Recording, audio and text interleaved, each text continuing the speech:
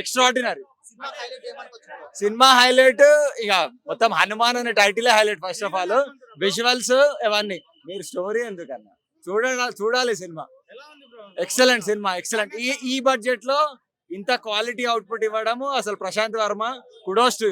ఇక 500 కోట్లు 1000 కోట్లు 300 కోట్లు పెట్టి నా సినిమాలు తీయడం కాదు, ఒక 20-30 crores బడ్జెట్ లో ఈ రేంజ్ మూవీ తీయడం ఎక్సలెంట్. అసలు ప్రీ క్లైమాక్స్ అయితే అసలు థియేటర్ లో మొత్తం క్లాప్స్ కొడుతున్నారు. ఎక్సలెంట్ ఉంది సినిమా. పార్ట్ 2 ఉంది. 2025 లో జై హనుమాన్ వస్తుంది. 100% వస్తుంది. విజువల్ గా క్లైమాక్స్ లో హనుమాన్ ని చూపించడం ఎక్సలెంట్ ఉంది. ఆది పురుష్ తీసాడు కదా, నథింగ్. 1% కూడా తీయలేదు దీంట్లో. ఆది పురుష్ ఇస్ నథింగ్ దీని ముందు. ఎక్సలెంట్. అసలు ప్యూర్ ప్రశాంత్ వర్మ యూనివర్స్ అనుకోవచ్చు.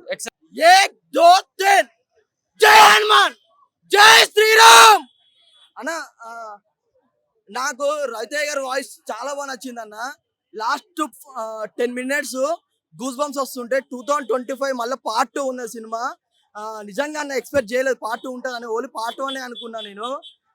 అంటే ఒక 10 నిమిషాలకు ఒకసారి 5 నిమిషాలకు ఒకసారి మనకి గూస్ బంప్స్ వస్తూనే ఉంటాయి అన్న. అంటే ఒక కామన్ మ్యాన్ కి ఒక పవర్స్ వస్తే ఎలా ఉంటుందో అది చూపించారు. అంటే ఒక మనిషికి నిజంగా ఒక ఏం తెలియని ఒక వ్యక్తికి, ఒక కామన్ మ్యాన్ కి ఒక పవర్స్ వస్తే ఎలా ఉంటుందో చూపించారు.